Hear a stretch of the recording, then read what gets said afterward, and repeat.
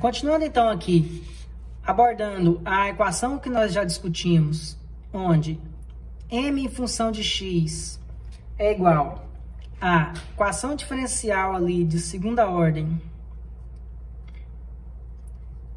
que x², que multiplica pela rigidez EI, nós podemos fazer as primeiras substituições, que seria o quê?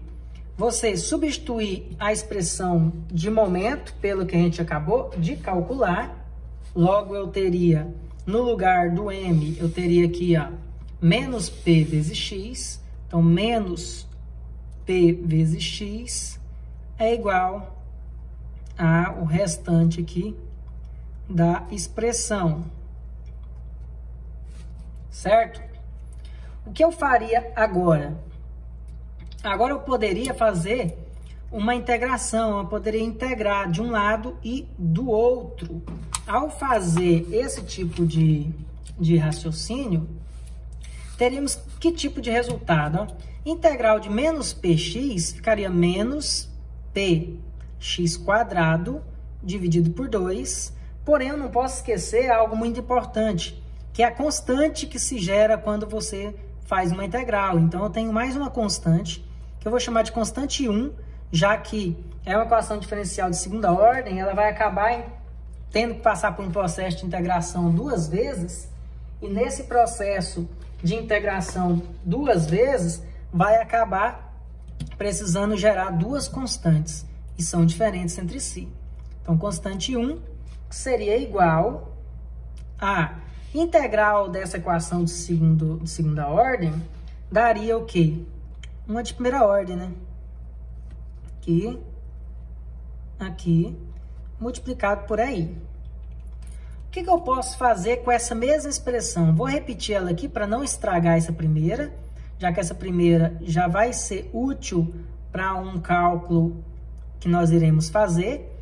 Então, se eu repetir ela aqui de novo, ó, px² sobre 2, mais uma constante que eu não conheço, é igual agora a equação diferencial de primeira ordem, vezes aí. E agora, se eu vier e colocar uma integral novamente em ambos os lados da igualdade, ou seja, integrar essa parcela e integrar aquela segunda parcela, o que eu vou ter agora? Eu vou ter menos p x² sobre 2 vezes 3, 6, mais uma integral de um valor constante, agora vai dar C1 vezes x. E é claro que essa nova integral vai gerar uma constante, que aí vou chamar de constante 2, que é igual a integral de ΔV sobre ΔX, vai dar só o Vzinho, só o Mi, multiplicado por EI. Certo? Então, eu teria apenas isso aí de cálculo. Agora, o que eu posso fazer com essas duas expressões, que são duas expressões quase no ponto do que a gente precisa para finalizar o exercício? O único problema é que eu não conheço as constantes C1 e C2.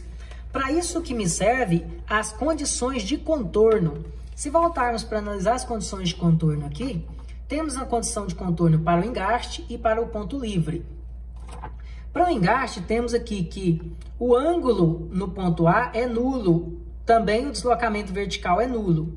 E no ponto B livre, temos que o corte e o momento que são nulos. Lembrando que o ângulo nada mais é do que ΔV sobre ΔX, esse é o ângulo, então esse valor é nulo. E o próprio Ni, né, que é o deslocamento vertical, seria nulo nos pontos A. Então, eu posso olhar aqui no meu exercício, se eu encontro algo que eu poderia substituir. E eu percebo que nessa primeira expressão eu tenho justamente o ângulo aqui, ó, que é o ΔNi sobre ΔX, que é o meu ângulo. E na segunda eu tenho o próprio deslocamento vertical, Ni aqui, que eu sei que em ambos os casos são zero quando eu falo do ponto A. Para falar do ponto A, o ponto A acontece em que ponto? Ó? O ponto A acontece quando x vale quanto? Ó, se o x começa no ponto B e ele vai aumentando até chegar no ponto A, Então, quer dizer que o x zerado estaria no ponto B e o x, quando tivesse o comprimento máximo de L, estaria no ponto A. Então, para calcular o ponto A, eu teria que substituir o x por L. Ou seja, eu posso vir aqui e falar que essas condições acontecem quando o x é igual a L. Já essas condições aqui acontecem quando o x é igual a 0. Então, quando o x é igual a 0, que eu estou no ponto B, essas condições são válidas. E quando o x é igual a L, que eu estou no ponto A, essas condições são válidas. Então, é isso que nós vamos fazer aqui agora. Eu vou calcular o valor de C1, lembrando da condição do ponto A. Então, pensando no ponto A, onde eu vou substituir o x por L e vou substituir o ΔΝ sobre ΔX por 0. Essa é a condição que a gente tem. Fazendo isso, eu jogo esse aqui como 0 e ali jogo como L. Vai ficar menos px² sobre 2 mais C1 igual a 0 vezes EI. Substituindo o x aqui por L, e aqui 0 vezes EI vai sumir, passando pela de lá da igualdade, eu tenho que o C1 é igual a, passando pela de lá, P vezes L ao quadrado dividido por 2. Certo? Tem casos que a gente já coloca até o EI dividindo, porque é isso que vai acontecer. Porém, eu vou deixar para colocar no final, porque eu vou passar esse EI dividindo todas as parcelas. Porque se eu já colocar o EI aqui agora, quando eu passar o EI dividindo, eu vou ter que dividir só por esse. Então, matematicamente, vai ficar estranho falar que esse EI só passa dividindo por um e não pelo outro. Então, eu já vou deixar sem o EI, para depois eu passar o EI dividindo por todas as parcelas, como é um cálculo convencional matemático. Nesse segundo caso aqui, eu tenho a mesma condição do ponto A, porém essa condição se remete ao quê? Quando o x vale L, o deslocamento ni vale 0. Não é mais em relação ao ângulo, vou olhar em relação ao ni. Fazendo essa conta, temos o seguinte análise. Eu vou substituir o x por L aqui direto já, então vai ficar menos P vezes L ao cubo dividido por 6. Aqui eu vou ter mais C1 vezes X, C1 está aqui, então vai ficar mais P vezes L ao quadrado vezes X, então L ao quadrado vezes L já vai ficar L ao cubo dividido por 2, mais o C2, que é igual a 0. 0 vezes aí, 0. Logo, o meu C2 vai ser igual. Passando isso aqui tudo para o lado de lá da igualdade, pode ver que os dois são idênticos, só tenho que tirar o mínimo comum aqui entre eles. No final, eu tenho o quê? Se eu tirar o mínimo por 6 e passando para o lado de lá invertendo o sinal, esse de cima vai ficar PL ao cubo positivo e o outro vai ficar negativo, 6 por 2, 3, 3 PL ao cubo.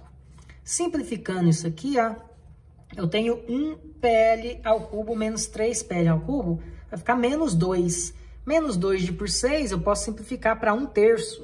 Então, vai ficar menos PL ao cubo dividido por 3.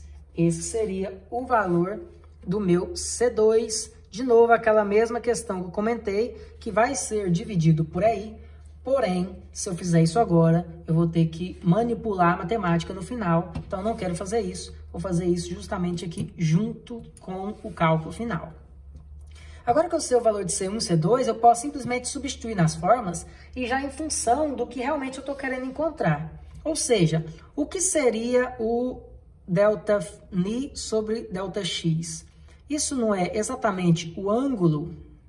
Se é o ângulo, eu posso falar que a fórmula para encontrar o ângulo de uma linha elástica é igual. Passo aí dividindo todos, aí vai ficar o primeiro, menos px ao quadrado dividido por 2 é i. E o segundo passo aí dividindo também o C1, olha lá, mais PL ao quadrado dividido por 2 é i. Por isso eu não quis colocar o EI antes, o EI vem para cá agora porque a minha matemática funciona redondinho. Isso aqui seria o valor exato do ângulo, porém eu poderia talvez até fazer uma simplificação. Ó. Tem P dos dois lados, tem 2AI dos dois lados. Então, para ficar uma forma mais didática e melhor de se apresentar, principalmente se for, por exemplo, um exercício de concurso, de uma prova, normalmente pode vir já simplificado e você chegar nesse resultado, você ainda tem que converter para comparar com a alternativa correta. Então, no caso, eu poderia colocar aqui, ó, P sobre 2AI em evidência. E aí ficaria o quê, ó? Vou fazer esse positivo primeiro para ficar positivo menos negativo. PL ao quadrado sobre 2AI dividido por P, 2AI, sobra só o L ao quadrado, né? L ao quadrado. Agora eu tenho menos Px ao quadrado 2AI sobre P, 2AI, vai sobrar só o x quadrado. X quadrado aqui. Feito isso, essa seria a nossa expressão final ali para cumprir a nossa linha elástica. E com relação à deformação ali vertical, né? Então, eu substituiria a segunda fórmula.